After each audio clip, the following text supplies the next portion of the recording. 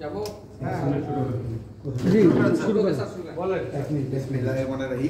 আপনাকে হয়তো রাত্রে আমি দেখেছি, আপনারা অনেক কষ্ট করে এখানে আসছে, এই জন্য আপনাদের ধন্যবাদ।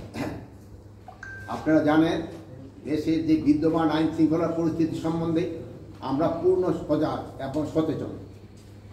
আপনারা জানেন যে আওয়ামী দোসররা তারা দেশকে অস্থিতিশীল করার জন্য সব ধরনের চেষ্টা করতেছে।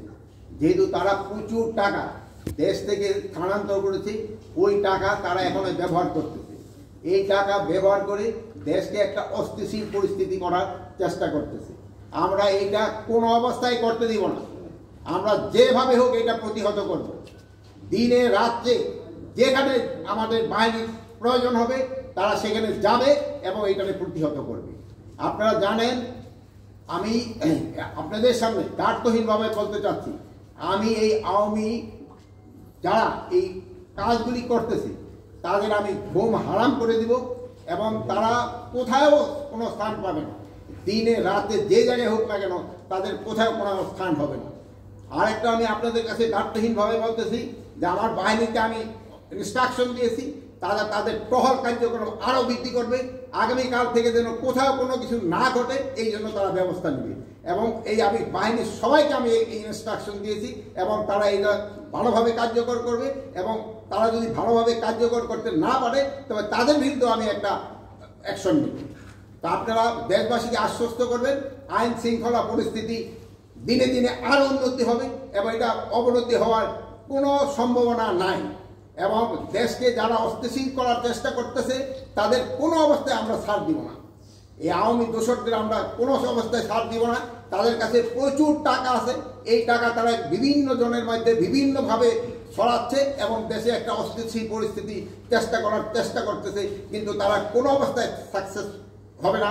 এবং আমরা যেভাবে হোক আইন শৃঙ্খলা পরিস্থিতি দিনে দিনে উন্নতি করতে থাকবো এবং এই যে ডেভিল হান্টের মাধ্যমে আমাদের কার্যক্রম অব্যাহত থাকবে এবং এই সন্ত্রাসীরা কোথাও কোনো জায়গায় ঘুমাতে যেন না পারে বা বসতে যেন না পারে, দাঁড়াতে যেন না পারে, এই ব্যবস্থা আমরা করব। মাননীয় উপদেষ্টা, আমাদের শেষ হয়েছে, আমরা প্রশ্ন করবো। বলবেন। আচ্ছা, আপনি জানেন কি আজকেও দুটি ছিনতাইয়ের ঘটনা ঘটেছে এবং একজনকে একেবারে ওপেন ভাবে 4টি গুলি করে তার থেকে 160 ভরি স্বর্ণ ছিনতাই করার ঘটনা ঘটেছে। এগুলোর পেছনে কি আপনি সে আওয়ামী দোসরদেরই দেখছেন না অন্য কেউ এই সুযোগটি নিয়ে এই কাজটি করছে, কি মনে করছে? এই যে এই দোসররাই বেশি জড়িত। এই যে এলাকাটা হলো বনশ্রী এলাকা, যে এই ঘটনাটা ঘটছে এটা আমার নজরে আছে। এখানে ওই জায়গায় যে আমার আইন শৃঙ্খলা বাহিনী যারা লোক আছে আমি তাদেরও যদি কোনো গাফিলতি থাকে আমি তাদেরও আইনের আওতায় আনবো। এই মুহূর্তে 2টি ডিবির টিম মোদিজির বিভাগ কাজ করতেছে স্যার। এখন আপনার পদত্যাগ দাবি করা হয়েছে কিছু সময় আগে। ঢাকা বিশ্ববিদ্যালয় এলাকায় শিক্ষার্থীরা বিক্ষোভ মিছিল করেছেন, সমাবেশ করেছেন, তারা আগামীকাল দুপুর পর্যন্ত সময় বেঁধে দিয়েছেন আপনার পদত্যাগের জন্য। এই বিষয়টি কি আপনার নজরে এসছে? এই আমার এই পদত্যাগের ব্যাপারে আজকে তো প্রথম নয়, মানে তারা আমার যেই কারণে পদত্যাগ করতে বলে ওই কারণগুলি যদি আমি উন্নতি করে নিতে পারি তত আর কোনো পদত্যাগের প্রশ্ন না। তারা চাচ্ছে আইন শৃঙ্খলা পরিস্থিতি উন্নতি। আমি আইন শৃঙ্খলা পরিস্থিতি যেন উন্নতি হয় আমি এই ব্যবস্থা করতেছি এবং এই আইন শৃঙ্খলা পরিস্থিতি আগের থেকে অনেক উন্নতি হয়েছে এবং এটা আরো উন্নতি হতে থাকবে। ডেভিল হান্টের অপারেশনের পর থেকে এখন পর্যন্ত প্রায় 8,500 গ্রেপ্তার হয়েছে আমরা দেখেছি। তারপরে আপনাদের একজন ঊর্ধ্বতন কর্মকর্তা কিন্তু বলেছে চাঁদাবাজি কমে গিয়েছে কিন্তু ছিনতাই চুরি বাড়ছে, যেটা প্রতিনিয়ত আমরা রাতে দেখি। এখন যাদেরকে গ্রেপ্তার করা হলো তা আসলে তারা কারা? আর এই যে রাতে প্রতিনিয়ত যে ঘটনা ঘটছে, শুধুমাত্র রাতেই নয় সারা দেশেই ঘটছে অপ্রীতিকর ঘটনাগুলো, তাদেরকে কেন গ্রেপ্তার করা হচ্ছে না? আপনি গ্রেপ্তার কিন্তু করা হচ্ছে, বা যে পরিমাণ গ্রেপ্তার করা উচিত হয়তো সেই পরিমাণ হয়তো হচ্ছে না। যেমন ধরেন এই বাসে ডাকাতির জন্য কিন্তু অলরেডি 3 জনকে কিন্তু সাভার থেকে গ্রেপ্তার করা হয়েছে। গ্রেপ্তার হচ্ছে এবং গ্রেপ্তার এটা চলতে থাকবে। আমরা প্রথমে আসলে সশস্ত্র বাহিনীকে আসলে যতটা সক্রিয় দেখেছি, এখন আসলে হয়তো বা ওই উপস্থিতিটা আসলে দেখতে পাচ্ছি না, যে সেনাবাহিনীর প্রথম দিকে যে অভিযানগুলো ছিল, বিশেষ করে পরে নতুন সরকার আসার পরে শুরুর দিকে যে অভিযানগুলো ছিল, এখন আসলে এই মানে ব্যবধানটা কেন? এটার সাথে একটু যোগ করতে চাই, রাজুতে যেটা উত্থাপন করা হয়েছে আপনার পদত্যাগের সাথে বলা হচ্ছে যে সেনাবাহিনীর যে ম্যাজিস্ট্রেসি পাওয়ার দেওয়া হয়েছে সেটা কি মানে পুরোপুরি কাজ করছে কিনা তারা জানতে চেয়েছেন। আমরাও একটু জানতে চাই সেটা আসলে কাজ করছে কিনা, সেটা কিভাবে কাজ করছে, কোন স্তরে কাজ করছে। ম্যাজিস্ট্রেসি পাওয়ার তাদের যে ক্ষেত্রে দেওয়া হয়েছে ওটা ঠিকভাবেই কাজ করতেছে। এই যে দেখেন সেনাবাহিনীর অফিসারও কিন্তু এখানে আছে, তারাও কাজ করে যাচ্ছে, তারাও কাজ করছে, সবাই কাজ করতেছে দেখেই কিন্তু আমরা একটু আগের থেকে পরিস্থিতি একটু ভালোর দিকে গেছে। এটা আরও ভালোর দিকে যেন যায় আমরা চেষ্টা করব, এবং আমি এই ব্যাপারে আপনাদেরও একটু সহযোগিতা চাই। আপনারা কিন্তু সব ব্যাপারে আমাদের সহযোগিতা করে যাচ্ছেন, ভবিষ্যতে আপনারা আমাদের সহযোগিতা করতে যাবেন।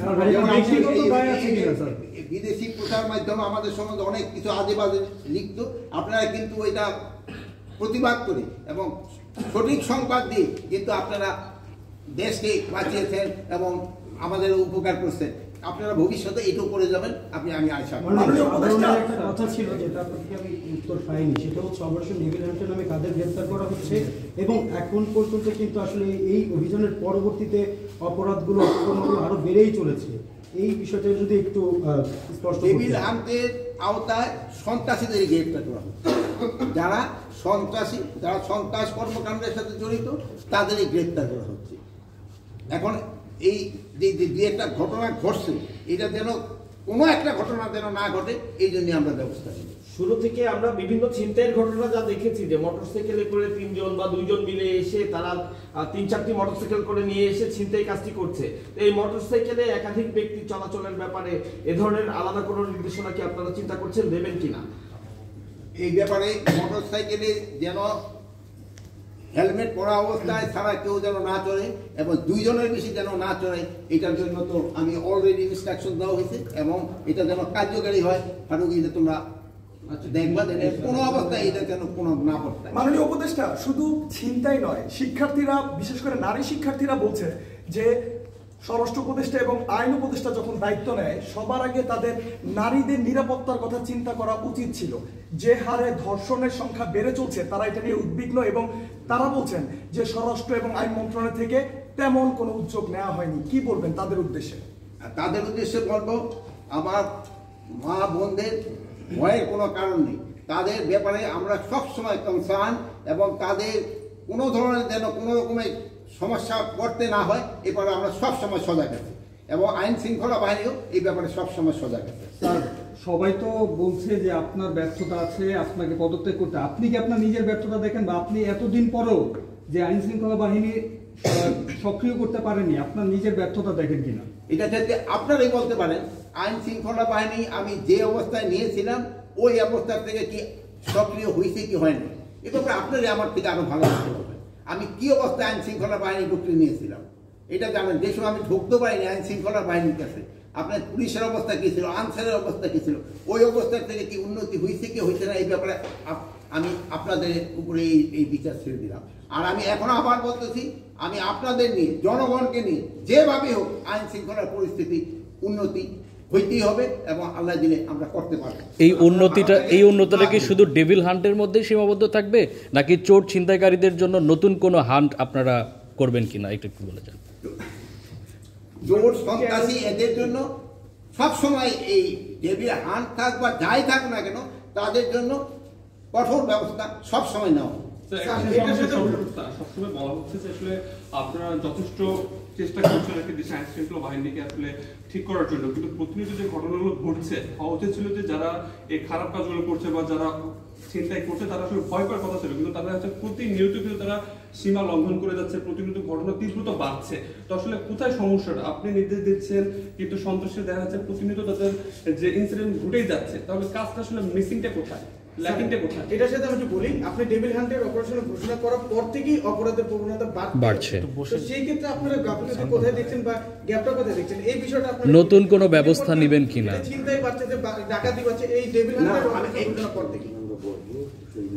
এখন আমরা আবার বসতেছি, আপনারা দেখছেন যে আমি আইন শৃঙ্খলা বাহিনী ঊর্ধ্বতন কর্মকর্তাদের আমি দেখেছি এবং এই ব্যাপারে আমি এখন কীভাবে কী করা যায় এটা এখন আমরা নির্ধারণ করব এবং আগামীকাল থেকে আপনারা দেখবেন একটা ডেফিনিট ইমপ্রুভমেন্ট।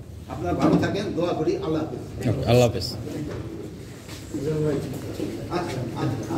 সরি, আপনি বলবেন আপনার দেখা হয়েছে না, মানে আপনার কথা আমি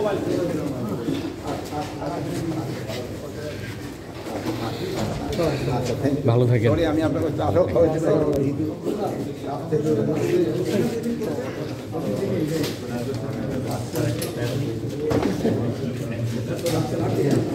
গভীর রাতে সেলফি নাকি?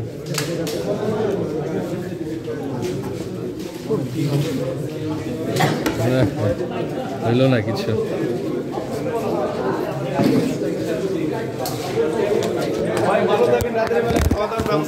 হারাম হয়েছে অন্তত এটা কাজে